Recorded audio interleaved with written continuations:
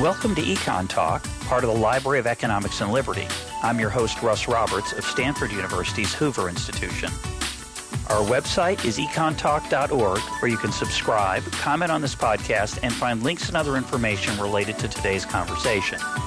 You'll also find our archives where you can listen to every episode we've ever done going back to 2006. Our email address is mail@econtalk.org. We'd love to hear from you.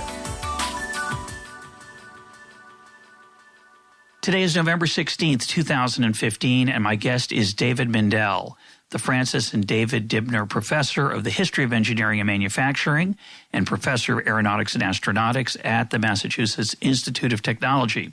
He is the author of Our Robots, Ourselves, Robotics and the Myth of Autonomy. David, welcome to EconTalk. Thanks. I'm happy to be here.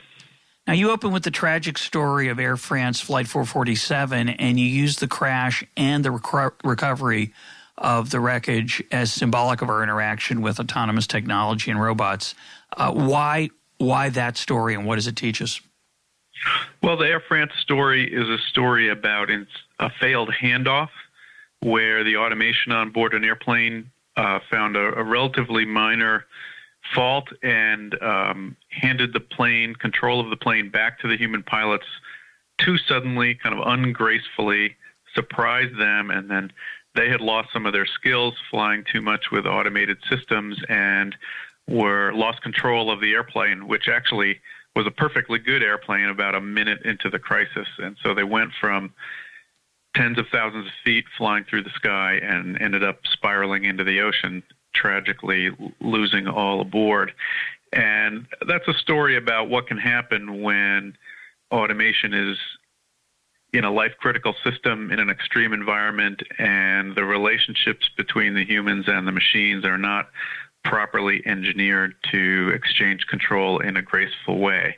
Now, interestingly, the wreckage of Air France was then found by another kind of autonomous vehicle, autonomous underwater vehicle, and that vehicle was able to do things still under the control of its human supervisors, but that were difficult to do under other circumstances. On the crash, the pilots had thousands of hours of experience. Yeah, the pilots were experienced pilots. It was late at night. They were probably a little fatigued. They were probably maybe a little distracted. And all of a sudden, they got handed this, screaming airliner with lots of different alarms, hard to sort through what was really happening. One pilot pulled back on the stick. One pilot pushed forward on the stick. The captain himself was actually not even in the cockpit at the moment of the crisis.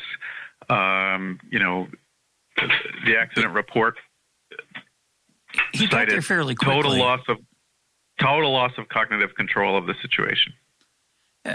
And that was started, there was a set of protocols that were unleashed because of an icing in some of the a part of the airplane, correct?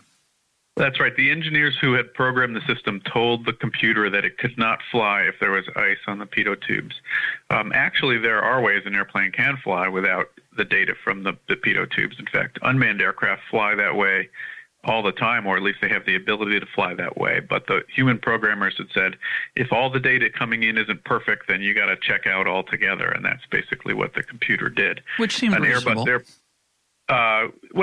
Seemed reasonable, although not if you thought carefully about what scenario you were likely to hand the human pilots in a kind of distress situation without too much warning. So I'm not an expert on aviation, but what struck me reading the story, and which I had not read carefully before, is why doesn't this happen more often, or does it, and people just recover sufficiently in that kind of situation? In other words, why aren't there alarms set off by autonomous computer algorithms that hand off control of the airplane to humans with a lot of uncertainty about what's really going on? Well, at some level, it happens all the time. Humans are very good at adapting to these small little errors. The Air France 447, there's no question it was a kind of corner case, an extreme case. By and large, computerized airliners are very, very safe. They've certainly had a role in the tremendous decrease in accidents in commercial airline flight over the decades. At the same time, the computers are not perfect, and the people are constantly fidgeting around with them, correcting small mistakes, reacting to unanticipated situations. The FAA study of cockpit automation estimated that the number of commercial airline flights that go exactly according to plan is 10%. And in the rest of the 90% case, there's always some change in routing, change in circumstances that the human pilots adapt to. So I apologize to anyone listening to this episode who's downloaded it and is on a flight. But I guess even though it's only 10% most of the time, an overwhelming percentage of the time, that handoff to human control goes fine. That's correct. And, one of the things you can say is an increasing number of proportion of airline accidents, it's true of automobile accidents too, come from human error. And that's true because the mechanical systems are becoming more and more reliable. But we tend to know a lot about accidents. And you have to be very careful about studying these problems just by studying accidents. Accidents get a lot of attention. They get a lot of resources. They're studied very carefully second by second. We know a lot less about normal operations, the sort of everyday thing that happen in the 40,000 plus commercial airline flights that happen every single day in this country. And in those normal situations, people are constantly preventing accidents. Again, correcting small errors, correcting small failures, responding to changes in situations. And without the people in those loops, you probably have many, many more accidents. Yeah, I recently took a flight where on the outbound leg, the landing was so spectacular that the flight attendant said, "That's how you land an airplane." And we all applauded in appreciation. On the return trip, the pilot felt like bounced the plane as close, as unpleasant a landing as I've ever had on a commercial flight. I've obviously not had very many unpleasant experiences, but it was clearly something had not gone correctly. We had no idea what it was. There was silence from the cockpit. I thought there'd be a, sorry about that, folks, but it just, they taxied to the gate and we dutifully sheep-like got off the plane. But something unusual happened there that we were unaware of. Mm-hmm. And you just don't know what that is. And you don't know, maybe there was an automatic landing system in one or both of those. Right. And as you point out, it is, the phrase is autopilot, which is, of course, this is an automated landing can be done now, and takeoff, of course, and it's all, most of the time would work fine. And what we're going to talk about today, by the way, for those of you listening, is we're going to talk about the role that autonomy plays in the advance of technology and robots, and we're going to get to driverless cars and a whole bunch of things. But I'd like to hear about your personal experience, which you cover in some detail in the book. I tell the listeners your own involvement in these extreme environments with semi-autonomous robotics.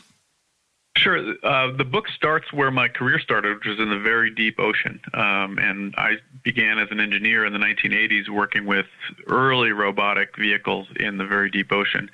And at the time, we thought they were going to replace the manned vehicles and move eventually toward fully autonomous vehicles that would just go out and spend months at sea doing their work. And one thing that surprised us right away was that the robotic vehicles weren't cheaper and they weren't safer than the manned vehicles for a couple of interesting reasons. But what they did do was fundamentally change the nature of the work. Woods Hole, which is where I was working at the time, still operates a vehicle called Alvin, which is a manned submersible that takes 3 people in a 6-foot sphere several miles down to the seafloor. And when you operate Alvin, you have two observers or scientists and then one pilot. They go down at 8 o'clock in the morning. They spend a couple of hours getting to the bottom, spend a few hours exploring the seafloor, and then spend a few hours coming back up. And then they return to the mothership and tell everybody what they saw. What we found with a vehicle called Jason, where it descended as a robot, but it had a fiber optic cable connected all the way up to the ship.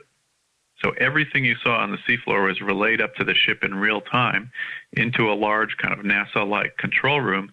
And in that control room, you could have 20 or 30 people experiencing the seafloor all together. And these would be scientists from different disciplines and engineers and even people from the media.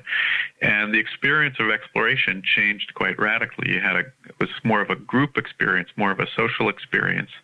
And then often you could connect via satellite link to hundreds of people in an auditorium somewhere back in the U.S. or anywhere in the world. And the whole experience changed rather radically. And those were not necessarily things that we anticipated, not the traditional kind of automation replaces the people.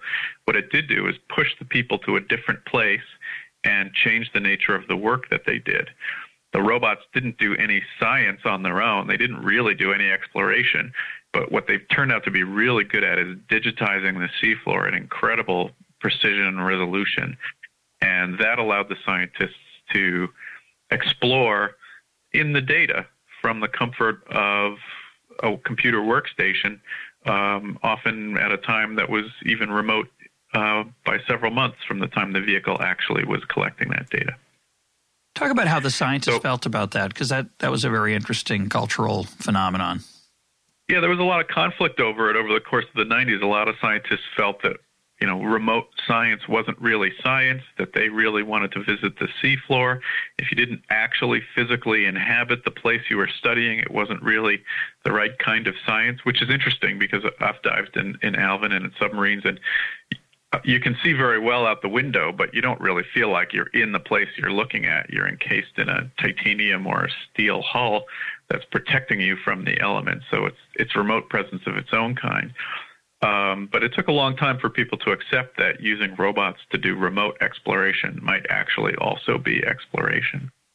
And that really changed, you suggest, when some of the robots were able to give us a peek at some aspects of underwater vents and tell us things we really didn't know much about that were really powerful.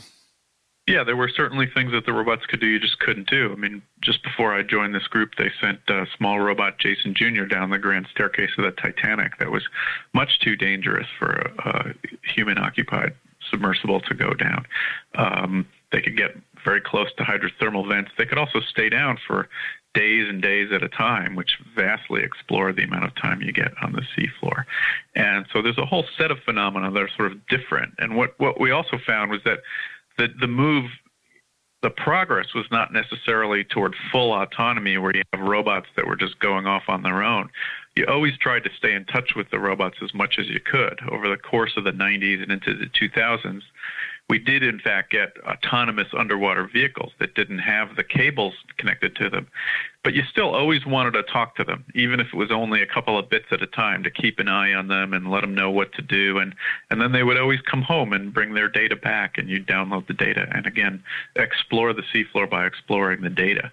And those are the kinds of vehicles that found the Air France 447 wreck. I find it fascinating that I have to say that I like Tom Hanks as an actor, but Castaway is one of my least favorite movies ever. And one of the things I like least about it is when he names the basketball Wilson or whatever he names. It's not a basketball. It's something he finds. And it's kind of an ad for the sporting goods company. If I wanted to pretend I had a companion, I'd probably name it something other than Wilson. But I find it interesting that these devices that are not sentient have human names, Alvin and Jason. They have acronyms also, of course, which you'll know by heart, and I don't remember from reading the book. But there's a certain, affection there. Is there?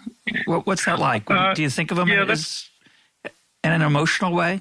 When they got, you talk about when Abe died, it got an obituary in the New York Times. So talk about that. Yeah, speaking as an engineer who worked on these systems, I never found them sentient at all. In fact, they were really quite dumb, inert pieces of technology, and it was always a struggle just to get them to do the simple things you wanted them to do and nothing else. And at the same time, there is a tension between the kind of public conversation about these robots. They were named by their inventors, to be sure. It wasn't something that was added by the press, but there is a kind of a break, I think, between the way that the people who are most closely connected to them think about them and the way that the stories get told about them. And that's true with the rovers on Mars as well. The people who use them even describe them sometimes as robot geologists, even though they don't actually do any geology at all. So the book deals with different sets of extreme environments: air, space, water, and war. Let's talk about space for a second, because you mentioned the Mars expedition. We have I think most people have a tremendous romance about space travel, but we've had some terrible accidents. People have died, and so there's a natural impulse toward robotics rather than sending people to Mars. There's this, the movie The Martian's come out recently. I haven't seen it, but we like the idea of traveling to other places, but of course they're extremely hostile. So my question is, do you see that continuing, the use of robotics for space exploration? And how much autonomy is there on Mars? So talk about the rovers. It's not guided in the way that the submersibles are. So talk about what it's doing that is somewhat autonomous, to the extent that it's autonomous at all. Well, so with the rovers on Mars, you have a 20-minute time delay between when the data is transmitted either to or from Mars and when it's received. And that translates to a 40-minute, more or less an hour of time delay when you give a command before you see the results. And practically speaking, for the Mars exploration rovers, that turned out to be a sort of once-a-day cycle. They would upload commands and then get the data back. Even given that, there's still a fairly limited amount of autonomy on the surface. The vehicles are not making much in the way of decisions on their own. They do some basic internal housekeeping. If they lose touch with back home, they'll go into certain predictable modes. And at certain times, the engineers who drive them from the ground will give them some autonomous features to maybe get around an obstacle in the short term. But for the most part, they're still guided from the ground with a fair amount of control. Even when they are autonomous, it's limited in time. You maybe say, go do this and think on your own for an hour or a few hours or a day or so. But you really want those things always reporting back home and always under the control of their human operators. That's one of the themes of the book, is the ways that autonomy can be very useful, but it's always constrained and it's always wrapped up in a human wrapper of sending instructions and receiving feedback or data. And on the moon, I think you said all but one or every one of the landings, they turned off the robotics and did it by hand. Talk about what happened there. So on Apollo 11, famously about 200 feet above the surface, Neil Armstrong reached up and he switched off the automatic targeting feature. The computer and the lunar module were perfectly capable of landing in a kind of fully automated hands-off mode. Armstrong turned off that feature and landed it sort of by hand. He had his hands on the joystick, but it was still a digital fly-by-wire system. All of his commands were going through software, and the computer was aiding him to a great degree in what he was doing. And then after Apollo 11, all 5 of the following commanders also turned off the automatic targeting at about that point. But they were still heavily dependent on the computer and heavily using these kind of digital fly-by-wire modes. And what was really interesting about that story is that in the Apollo story, it's one of the lessons of the book as well, is that it was a very innovative, very cutting-edge digital computer, one of the earliest uses of digital computers in an embedded sense, the way we use them all over the place today. And that highest level of technology did not mean that the landing was fully automated. Actually, the Russian spacecraft of the time were very highly automated because they had less sophisticated analog computers. The more sophisticated digital Apollo computers were actually used to create this very rich way of working where the astronauts could turn off the targeting but keep the other digital modes. And that led me to a conclusion that's throughout the book in all these other environments, that the highest form of technology is not full automation or full autonomy, but it's automation and autonomy that are very, very beautifully, gracefully linked to the human operator, where the human can call for more automation as the situation demands it, call for less automation when the situation may not demand it as much, and the sort of perfect balance between the human control and the automation control. That's really the thing we ought to be shooting for, not necessarily kind of closing our eyes and falling asleep while our vehicles drive us around. I don't remember if you told us in the book, but did Armstrong ask permission? He did not ask permission. He didn't have to ask permission. Nobody was all that surprised that he turned that automatic mode off, actually. It was something they had all anticipated, and he had the command authority to do that. Because, of course, he's he's controlling the module. You could argue that Houston's controlling him, but they can't literally control him. I guess they could. They could, in theory, have some sort of override built into the system that wouldn't allow him to do it under certain conditions. It couldn't be turned off. But he made the decision to turn it off. Why did he do that? Why did he – was it – you suggest it wasn't ego. He was uneasy. When I first started writing about this, I thought it really was ego. But the more I looked at it, the more I talked to people who have actually done it, both on landing the lunar module on the moon, landing the space shuttle, even landing current-day airliners, which have auto-land. These operators who are very highly expert really believe that if they're more in touch with what the machine is doing, they have a better chance of responding to something if there's a failure or some anomaly at the last moment. And that again, being deeply involved in these control loops, still dependent on software, still with all the computer aids, still with all the benefits that algorithms can provide for us, but keeping the person involved is something that greatly enhances the reliability and the safety of the system. There are always cases where the engineers who designed the system didn't foresee what might happen. That's what's wonderful about the world. It always surprises us. And the best person to deal with that surprise is not necessarily a programmer working 2 years before, but the person whose rear end is on the line, who's physically in the environment, who can see what's going on. In Armstrong's case, he was worried about the crater, the geography that he was, that's not the right word, the topology of where he was about to be put, right? Yeah, he could have actually still used the automatic targeting system to get over the crater. Dave Scott, who was the commander of Apollo 15, I think really put it well. He said, I came all that way, and I felt like I just needed to be involved for those last moments. It was my rear end that was on the line. And again, the computer was beautifully programmed to really help the astronauts even when they had their hand on the stick in a variety of ways. The lunar module is physically impossible to fly it in a purely manual way.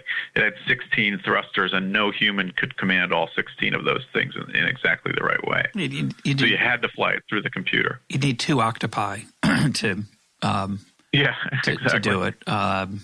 For some reason, that reminds me of Guardians of the Galaxy. I'm thinking of an octopus with some kind of genetically modified skills. So let's put that to the side. There is an issue of overconfidence there, though, in ego, because I think especially as technology advances, there is this, a human hubris that the pilot can do it better. And sometimes I guess that's not true. I assume it's not true sometimes, and that could be a problem. Yeah, I think it's interesting in the case of the Apollo landings, 6 of 6 attempts succeeded on landing, so it's hard to argue with that case. Space Shuttle also had an automatic landing feature. Small sample, right? Yeah. But that's what you got. Yeah, it is 100%. It's the maximum likelihood estimator. Yeah. The Space Shuttle 2 had a automatic landing system that our taxpayer dollars paid a great deal of money to get developed and was never, ever used, although all the Space Shuttle landings were successful as well. Interestingly enough, if you watch the first Star Wars movie, which only came out 5 years after the end of the Apollo program, the climactic moment in that film is Luke Skywalker driving through spoiler coming. If you haven't seen the first Star Wars, you might want to turn this off because the next episode's coming soon, and you might want to watch from the beginning if you've missed anything. But go ahead. Warning put down. Luke Skywalker flying through the trench on the Death Star, and at the last moment, he turns off his automatic targeting computer and trusts the Force instead. And you see that in a lot of different movies. Space Cowboys, same thing. I think it's Tommy Lee Jones turns off the computer and lands the space shuttle manually, and that's became a kind of narrative trope in science fiction after the Apollo landings. But it appeals to us deeply. I think it's. I remember that vividly from the movie. In fact, when you mention it, I get goosebumps, and I don't believe in the Force. So I find it interesting how that taps into our desire, I don't know what you want to call it, our romance about our abilities or about things that can't be explained. Yeah, it's kind of like I'm going to close my eyes and shoot. I made the game-winning shot when I closed my eyes because I just relied on my intuition. And there's a part of us that really that's deeply appealing. Yeah, I'm not sure it's stupid, even so much about always intuition as much as the any automated system is programmed by people. Okay, and those programs embody the people's assumptions about the world, worldviews about the world, models of who they think their user are, and to claim that the person who thought the problem through, again, years in advance from the comfort of a cubicle or a testing lab somewhere, has imagined every possible scenario and perfectly pictured every possible thing that could happen is just a false claim. There is not always, but very often, things that happen in the moment that were not anticipated, and people are very good at handling those kind of things. Not least of those is other people involved and other people involved in the system. Yeah, I can't decide whether the fact that you're an engineer makes that claim more persuasive or less. If you were a coder, I'd be more impressed with it, but I'm trying to think of your own experiences and background, how biased or not you are against it. Because obviously these systems— I've written a lot of code for embedded systems, let's put it that way. Yeah, I remember now. But I get, these systems are really they're the synthesis of code and engineering skill. And of course, as you say, they can't anticipate. The best engineer and the best coder, no matter how smart they are, can't anticipate every situation, and particularly the interactions that you might have with other people that the machinery or robot can't handle. That's for sure. Now, exactly. I mean, I think if you look at if you want to talk about a fully automated aircraft, okay, take off from an airport, fly even through weather, even with an engine failure, and land at another airport. We solved that problem 20 years ago. That's a solved problem. But to try to do that where you take off from an airport where other people are other people are flying through the airspace, you're flying over the heads of people who might be at risk if you crash, and landing at another airport where other people are, that's a problem we're only barely scratching the surface on. The autonomy kind of embedded in a human environment. I call it in the book situated autonomy. How do we apply these autonomous systems where they have to live in a world where people are? This is the problem the FAA is dealing with drones and unmanned aircraft. This is the problem of driverless cars, and it's a very rich, interesting problem, but not a simple one, and not one that's amenable to a very kind of purely analytic solution. You remind me of the only time I've flown in a two-seater aircraft.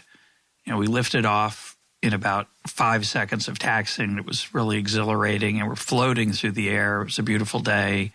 Heading, it was about maybe a 150 or 200-mile flight. The person who was flying the plane was actually a coder. And as we got up in the air, I said, so sort of nonchalantly, so how do we keep from crashing into other planes? And his answer, I was looking at the instrument panel trying to figure out what he was using to avoid a collision. He said, well, you look around. I thought, okay, I guess I'll pay more attention. Now, you argue that true autonomy is a myth, and we're living in a time where there's an immense amount of excitement. They were on the cusp of good and bad kinds of autonomy. Why do you say it's a myth? Why aren't we going to get there? You suggest we're only going to get there. It's an asymptote. It's not a destination. Well, I didn't say true autonomy is a myth. I said full autonomy is a myth, where there's no human involvement, because we have yet to build a system that there has no human involvement. There's just human involvement displaced in space or displaced in time. Again, the coders who embed their worldview and their assumptions into the machine, or any other kind of designer. Every last little bracket or tire on a vehicle has the worldview of the humans who built it embedded into it. For any autonomous system, you can always find the wrapper of human activity, sending out with instructions, coming back with receiver, with data or other things that the thing has. otherwise a system isn't useful. So to begin with, full autonomy is an asymptote that way. But again, full autonomy, as in the aircraft case, that's the easier case than autonomy in the human world. Autonomy situated and responsive to all the complexity of living with other people around. And I think that's really the ultimate goal we should be working toward. It's very challenging. The Air France crash case gives you one of many cases of things that can go wrong in that situation. But we really ought to be thinking about achieving that perfect balance between the human and the autonomy, because it's going to be there anyway, right? And there's a bunch of stories in the book, including the story of the Predator drone, where it was designed according to a sort of dream of full autonomy, and at great expense and great difficulty for everyone involved, it ended up having to be embedded in the human world like every other system. Yeah, I think we have a lot of well, I know I have some misunderstandings about what drones actually do, and I think part of it's the word drone, which makes it sound like it's off on its own, looking for things to strike and kill. And one way to think about this is that if you imagine building a killing machine and launching it to say, if you see Osama bin Laden, take him out, and then setting it off, that's just not realistic within any not that it couldn't kill a lot of people, but we would be very uncomfortable doing that because of the uncertainty of it. And so you're suggesting that one of the themes of your book is the constraints we put on autonomy, especially when there's risks involved in danger and safety and human life. Exactly. And, if you were to try to program a drone to go find Osama bin Laden, that would come down to a problem of watching people and Face interpreting their behavior. Yeah. And that's what actually a lot of the Predator and Reaper operators do. They spend a lot more time watching a house and, seeing what people are doing. And it's a very tough problem that they're not all that well trained for, is how do you interpret fuzzy images on video for intent? But people are still better at it than machines are, because there's a context around it. And they have a sense for, you may need to read the New York Times that morning to understand what the political situation is. AI has always had trouble with decision-making within a human context. The Predator and Reaper drones, I tell this story in the book, again, they're really not drones like you say.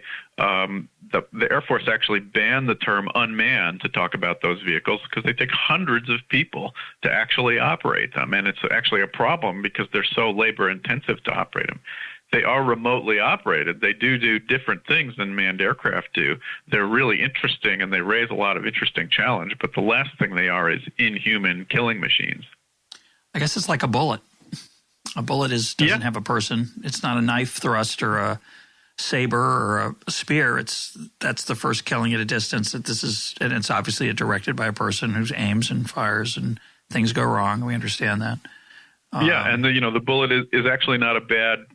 It's an extreme case in some way, but it's a good illustration because the bullet is aimed and pointed by a person. It has a certain amount of autonomy once it leaves the barrel and the person doesn't have input anymore, but it's very short in time, very limited. And when bullets go wrong is when they don't go where the person wants them to go, right? So the autonomy is the failure of the system. When bullets do the thing they want them to do is when they do exactly what the person wants. Same thing with the sort of smart bomb idea. When some of the early thinking on this book goes way back to the first Gulf War in 1991. There were images on TV of smart bombs, selectively destroying targets. And with tremendous precision, with tremendous precision, you say all the computers and all the lasers and all that technology, those are not the smart bombs. Those are the dumb bombs. Those are the ones that are going only where we want them to. The smart bombs are the really scary ones where you drop it out of the plane and you don't know where it's going to go, either because of the wind or some other failure of the system. That's what you don't want. So going back to the this general question of full autonomy, you just mentioned the New York Times. Yesterday's New York Times had a feature on driverless cars. Here's a short quote. Full autonomy is on the horizon. Google's self-driving cars have logged more than 1 million miles on public roads. Elon Musk of Tesla says he's probably going to have a driverless passenger car by 2018. What's your reaction to that? I don't think that's a realistic vision. I think there's any number of ways you can see that there are going to have to be human interventions in driverless cars. There certainly will be all kinds of automated features. Those are a good thing. They'll potentially improve the safety of driving. But to have a car that you drive down the highway at 80 miles an hour and sleep in the trunk while your kids are strapped into the back seat, I think we're a long way from that. For good reason. Long way, again, or no, it's never going to happen? Well, I hesitate to say never, but we have 30 or 40 examples in the book of systems that very smart engineers imagined as being fully autonomous and fully unmanned. And as they moved from the research lab into the field, they gradually got human interventions. Just think about it this way. Are you going to get into a driverless car that doesn't have a big red stop button for you to stop it in an emergency? What's it going to feel like when you can see things out in the world that are happening that the car is not recognizing the way that you want them to? But the car's going to be so smart. It's going to be able to recognize a squirrel from a toddler who strays off the sidewalk, and it's going to be pre-programmed to run the squirrel over because I'm not I'm more important than the squirrel, but the toddler, it'll consult some ethical treatise in real time on Google and know whether to run the toddler over versus kill me, depending on my age, maybe my contribution to society. In fact, it'll sample the toddler's DNA from a distance, figure out whether it's going to be a criminal or not, and know whether to, these are the kind of stories we tell ourselves. Ask an owner of a Volkswagen diesel what it's like to feel like the software in your car maybe didn't share the values that you have. Yeah. And how good are car companies and software companies at being transparent in their decision making? So think about when you get into a car, you make a trade-off between a number of different factors. Take risk and performance. Maybe you're late and you're willing to take a little risk and you drive a little bit more recklessly in order to try to get somewhere fast. Never. Maybe you pick up your kids at school and you turn the risk knob down and you say, I'm going to drive a little more conservatively and be on the safety side. You make those kind of decisions every time you get into a car. So does practically every autonomy algorithm. They work by optimizing cost functions. What is the balance between fuel efficiency and performance on this particular trip? And very often, those values are in conflict with each other, like performance and fuel efficiency. Yep. Get there fast is not the fastest. So I think what you really want to see is systems that are designed where the user has input into those kind of decisions, where you have the control. Those decisions are going to get made somewhere, either by a programmer back in a cubicle somewhere, or are they going to be made transparently in a way that the user can have input into them so that the car drives according to your values and according to your priorities at any given moment. Well, I was thinking about your points about autonomy and how things advance, but not as far as we might think. I can drive a stick shift. None of my kids can.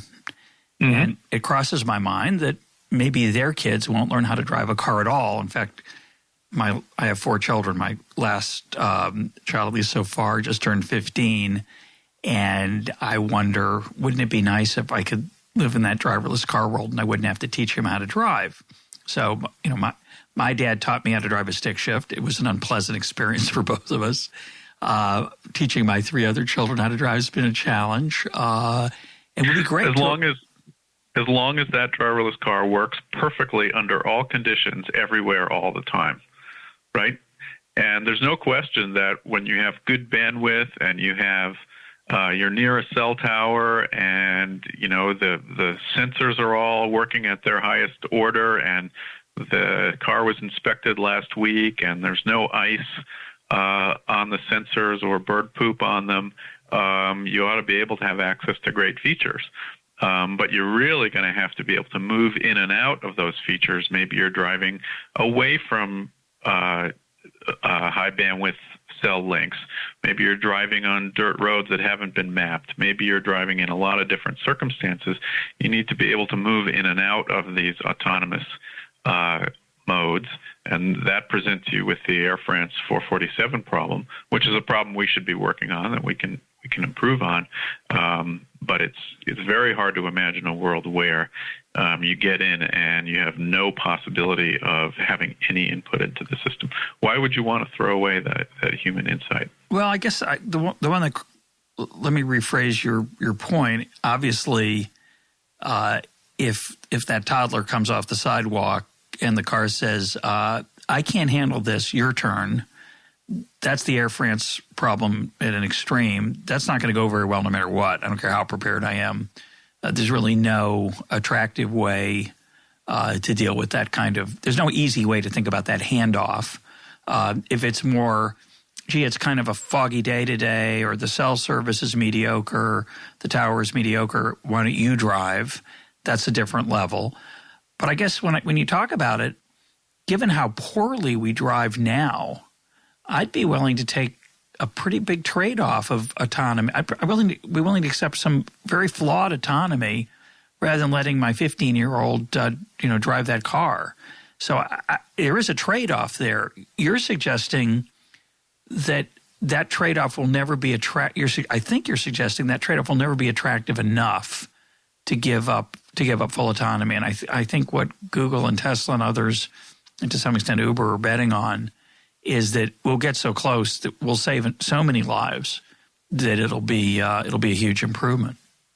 Yeah, I mean, there's no evidence that we're going to save lives yet. There may well be, but again, we know a lot about accidents. We know a lot about aviation accidents, and we know a lot about car accidents. And it is indeed true that a high proportion of the lives lost and the accidents caused in automobiles are caused by human error. But what we know a lot less about is how people drive under normal circumstances. And people are extremely good at sort of smoothing out the rough edges in these systems. The stop sign maybe is knocked over, or traffic light isn't working, and people have a way to kind of muddle through those situations. And they do that all the time. Again, back to that, of commercial airline flights, 10% of them proceed exactly according to plan. That's probably about true of your car trips as well. So, again, the claim is not that, I think there's a lot of things you can do with autonomous technology that are going to benefit cars, and that you'll certainly want to be able to relax on the highway a little bit and let the car drive. And you'll certainly want to take advantage of all the sensors and the AI and the different robotic algorithms and techniques that are being developed in all these different realms.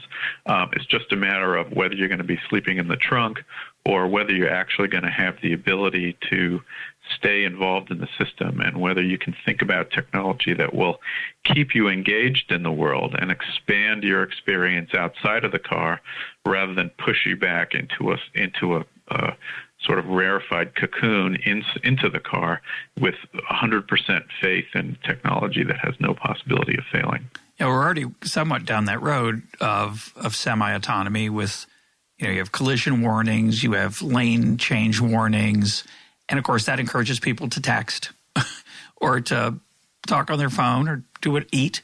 There's many things people already do that's semi-cocoon-like, but not totally, because they are still steering the car.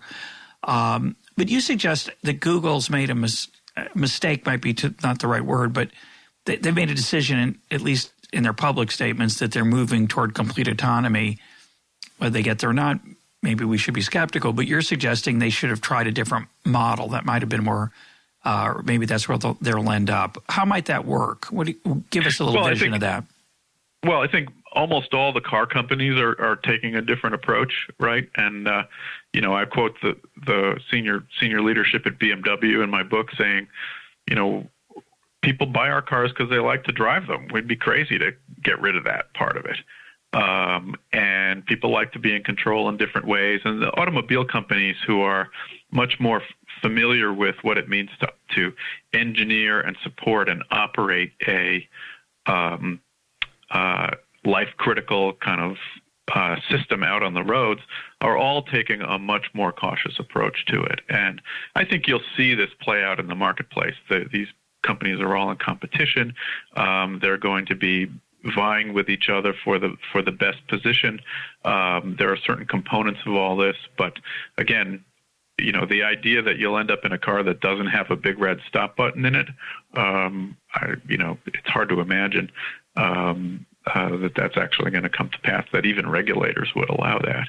And once you allow a big red stop button, then you've got at least the beginnings of a handoff, and you have to begin to engineer that kind of handoff.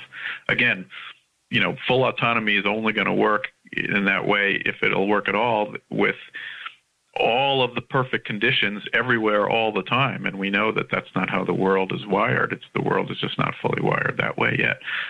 That in itself means you'll be driving in and out of various levels and states of autonomy. That's how it should be.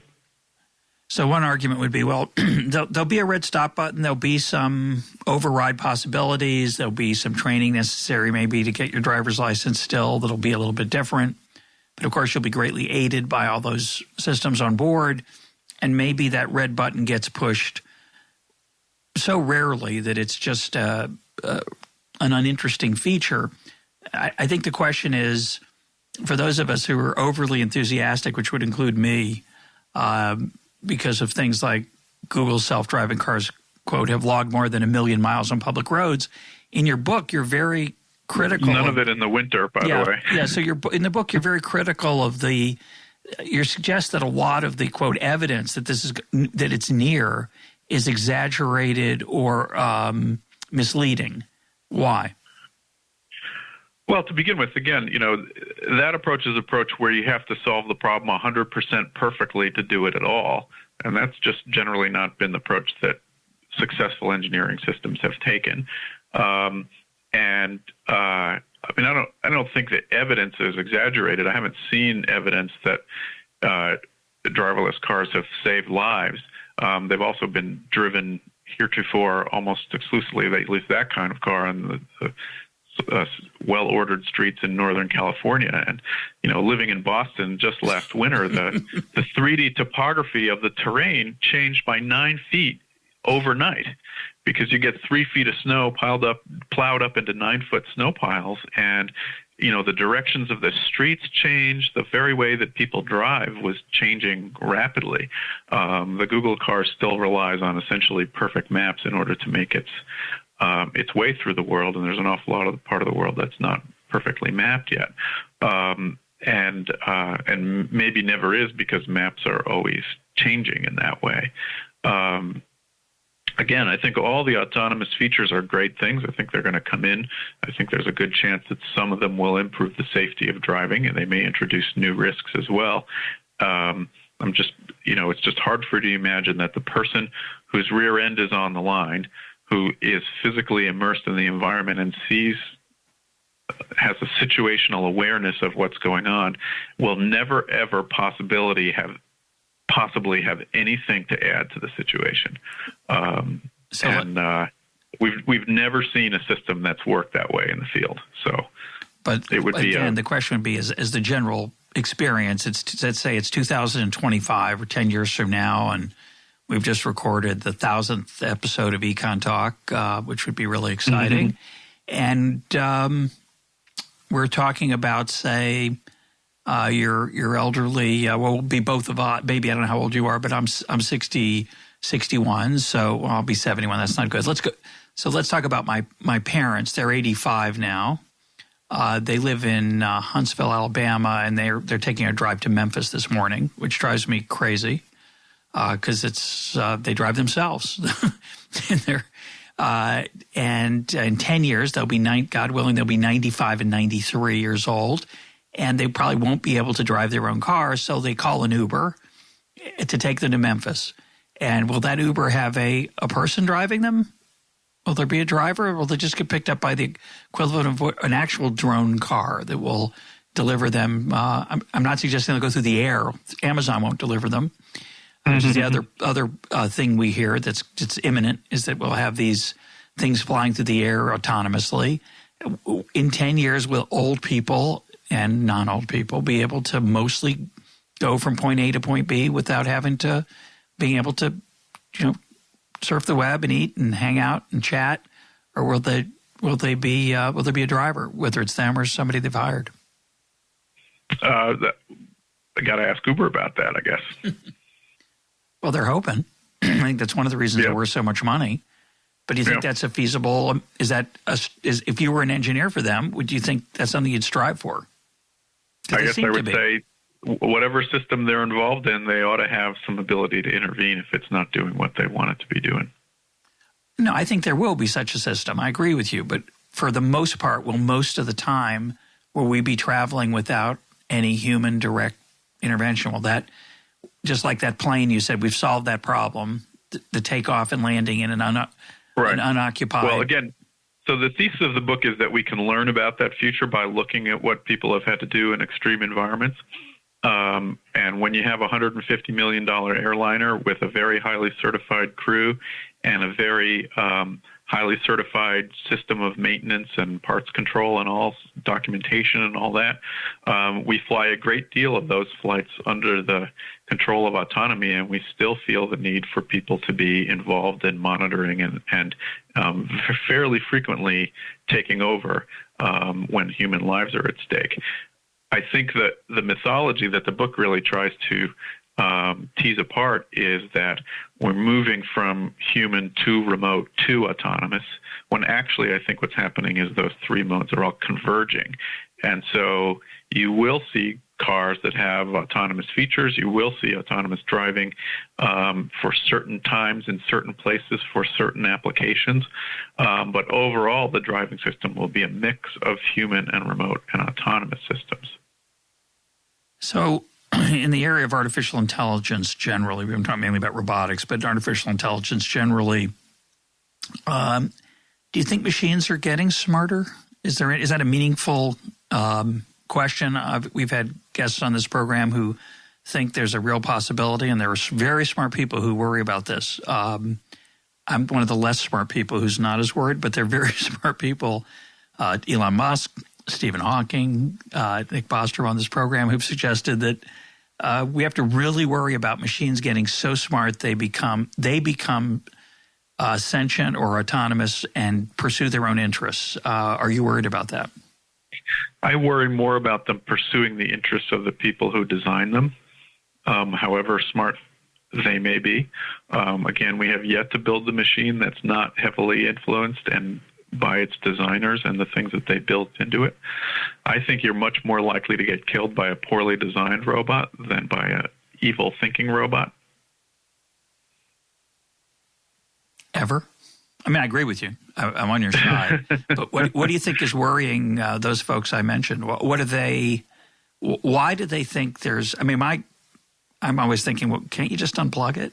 Or why would you code it so it would be able to do that to you? It would seem to me it's hard to, there's this worry that there's an excitement for some people that it'll just cross this threshold where it'll start, automating itself and grabbing people's kidneys and harvesting human beings. Hard for me to say it without laughing, but they're actually, they lose sleep over it. Smart people do. What are they worried about that we're not worried about? Well, I think that's a legitimate, like you say, they're smart people. They're legitimately worried about it. As an engineer who's built these systems, I always find them frustratingly dumb. And not to say that they won't always be that way, but they're still fairly fragile, kind of brittle solutions. And most autonomous systems that we make are, when they succeed brilliantly at a particular, well thought through kind of narrow set of things. And they're very difficult for them to move outside of the context for which we've created them. And that's not to say we won't one day, but we still have a great deal of time building robots that do things beyond what they were designed for. Of course, they do get better. One of the interesting insights I think of this related to this question is the people who point out that things that we say are examples of artificial intelligence, people dismiss once they get achieved. And they say, yeah, but they can't do this. And you make the point that we get deceived by linearity, that we just assume that this kind of progress, so we go from, voice recognition and then say, well, but that's just mechanical. They can't do facial recognition, but they're getting better at that too. But you think the linearity itself is misleading. Why? I didn't really say that. I mean, I think there's no question that, we've made progress in a lot of realms that are, some of it's quite astonishing, and that we can do much better with a lot of things than we could do 5 or even 10 or even 5 years ago. And one of the things I talk about in the book is, again, robots working within social environments. How do they understand social relationships? How can they observe the people going in and out of a building and try to extract from that what those people's intentions are and what their plans are, and whether those behaviors are normal and abnormal? Well, that depends on what you mean by normal or abnormal. I don't see a whole lot of progress in the computer science world at really understanding social relationships. There are a lot of smart people out there who study the social and the political worlds, and there's a great deal of knowledge there. I think there's still a lot of bridging to be done between the AI robotics world and people who really richly understand human behavior and human relationships. And those things all may well be beginning. And when they do begin, I think we're in the there's a lot of room there for progress. That's sort of what I argue in the book. Again, if we can understand the social relationships between people and machines, that's the road we want to march down. Again, I think some of the rhetoric around full autonomy shows that we're still actually quite primitive in the technical, that the technical community's understanding of the social world is still rather primitive. Well, the non-tech understanding of the social world is pretty primitive too. So there's nothing to be ashamed of there.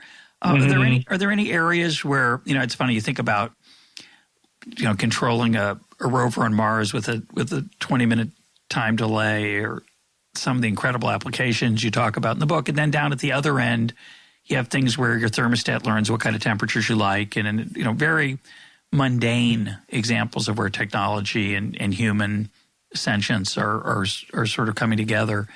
Are there areas where you think that there's the most potential, or where it's being done well, that are exciting to you? Yeah, I mean, again, I think the world of robotics and the world of I think the frontier is situating robots and autonomous systems within human environments. And when you say human environments, you include almost anything that's economically valuable and economically productive. And I think we're at the beginning of an era where we take these systems that have been engineered for full autonomy or imagined with full autonomy and bring them into the human world and let them respond and react to human systems and human behaviors in entirely new and kind of situated ways. That to me is a lot of the elements are there for really great progress in that realm. We're not there yet, but it's a very exciting time in that dimension. What advice would you give a young person who wants to be part of that evolution and revolution of our relationship with inanimate objects? Studies computer science and the social sciences at the same time.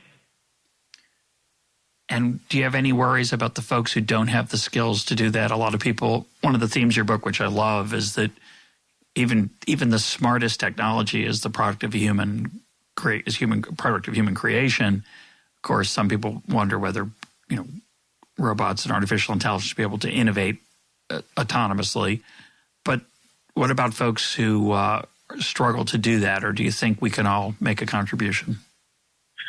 I mean, I think everybody can make a contribution in their own way, obviously. I think, I've spent my career trying to educate engineers to think about the way their designs are situated within social and political systems, and that's a way to design better engineering systems as well as a way to see them be more successful. So I guess I would come back to an education question. We can educate people in certain ways, and we can educate them in other ways. So there are certain ways that I prefer to see people educated where, that we move away from what people are calling scientism, which is the idea that you can kind of calculate everything about the world in advance, and that the user is an idiot and has nothing to add. That's proven to be not the way that successful systems evolve. My guest today has been David Mindell of MIT. His book is Our Robots Ourselves, Robotics and the Myth of Autonomy. David, thanks for being part of EconTalk. Great, thanks. Great conversation.